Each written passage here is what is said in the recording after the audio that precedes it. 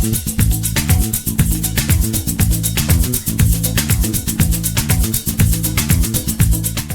این باقالی پلوی خوشمزه رو میخواید درست کنید پس با من همراه باشید.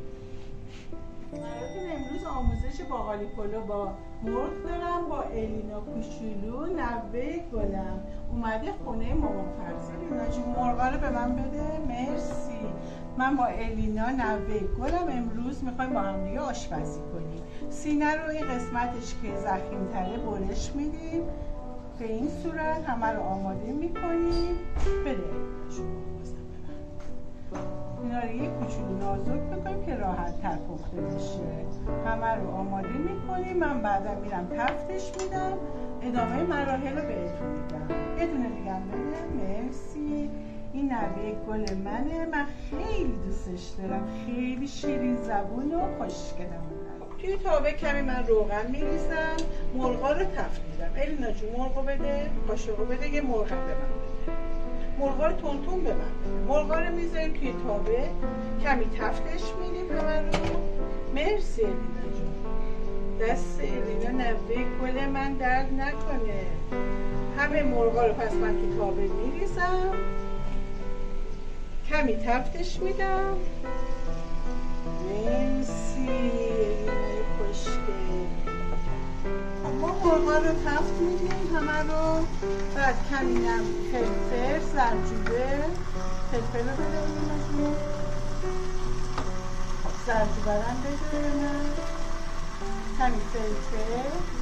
اینا برای گرفتن بوی مرغ. زرجوبه. کمی هم نمک می‌ریزم. نمک رو بده الینا جون. مرسی. نمک رو می‌ریزیم. ما اینا رو با هم دیگه تفت میدیم قشنگ. بعد چند تا تیکه پیاز و سیر میدیم. سیر رو من چند تا پیاز و سیرم داخلش میندازم. کمی تفت میدم. خب یه کوچولو من زعفرانم میریزم برای اینکه بوی خوشمزه. این برای بوگیری مرغه. به اندازه 1 لیوان و نیم آبم میریزیم. زیاد نمیریزیم. میذاریم با همین بخار آب پخته بشه. درشو بده به من الینا. مرسی. درشو میذاریم با حرارت اول جوش بیاد با حرارت متوسط تا پخته بشه. من 6 تا پیمونه برنج شستم گذاشتم خیس خورده. الان میریزم به صورت کته. میخوام باقالی پلو رو درست کنم. میریزم داخل ظرف. بعد اندازه های پیمونه. ما 6 تا پیمونه آب داریم. 6 تا 1.5 برای هر پیمونه آب لازم داریم. ولی من 2 تا 3 تا آب رو نگه میدم. اگه آب کم بود دوباره میریزم. این یکی چون به صورت کته میخوام درست کنم. 2 تا آبم هم تقریبا بلنده. 3 تا 4 5 6 تا پیمونه آب برنج داشتم. 6 تا پیمونه آب میریزم. تقریبا 3 تا دیگه شو نگه میدم. بعدم میذارم برنجم جوش بیاد.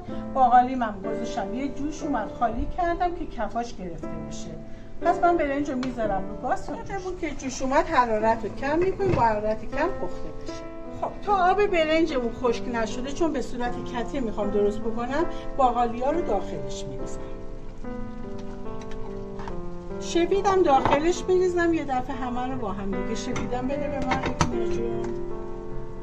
مرسی. خب شویدم من میریزم. شوید تقریبا 2 تا لیوان شوید رو میخوام. شویدم میریزیم. روغنم من میریزم. من از این روغنای به طرف حیوانی استفاده کردم. داخلش میریزم.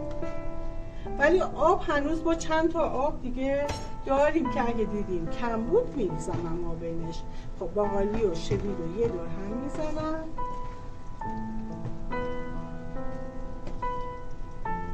خب میذارم کم کم دیگه دم بکشه. آبش که خوش شد اگه وسط کار دیدم آبش کمه آب میریزم. آب برنج ما که خوش شد کاملا من در برنج رو میذارم. 10 دقیقه دیگه دوباره بهش سر میزنم. ما اینجا الان بعد از من 10 دقیقه در قابلمه رو برمی‌دارم.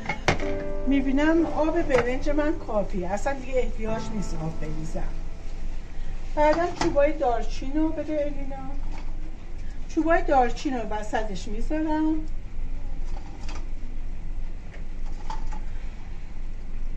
قسمت های مختلف میذارم. یه بوته سیرم میذارم وسطش.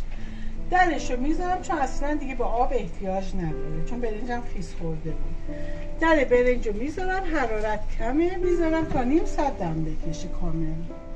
مرغ ما هم در حال پخته شدن، آبش که تموم شد سرخش میکنم. ما کاملا اینجا پخته شده، خوش رنگ هم هستش. هم میتونید الان آماده است همینجوری استفاده کنید، همین مدلی که من میگم استفاده کنید. توی تابه من کمی روغن میریزم. ربم رو میریزم کامل سرخ میکنم. یه مقدار رب میریزم سرخ میشه. رب کاملا از حالت خامی در میاد.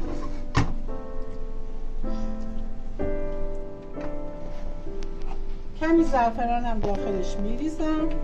اگه دوست داشتید یه لیمو ترش هم میتونید بریزید. من فقط ربم رو سرخ میکنم. بعد آب مرغی که دارم داخل این میریزم. خب من آب مرغم رو صاف میکنم، میریزم داخل ربم که تفت خورده. خب آب مرغم رو میریزم داخل ربم که تفت خورده. میذارم چند یکم ربم باز بشه. اگه آبشم کم بود میتونید یه استکان آب شیرم بریزید. خب من یه دونه لیمو ترشم آبشو میگیرم داخل این میریزم. آب ما آب و ربمون جوش اومدش. من مرغان همه رو داخلش میندازم. مرغ کاملا پخته شده.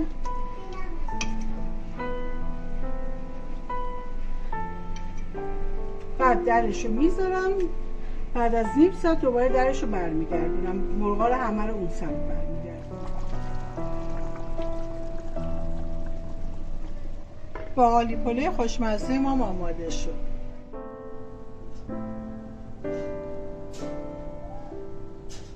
مرغمون هم به این صورت میتونیم بریزیم، هم دور پلو بریزیم هم به این صورت.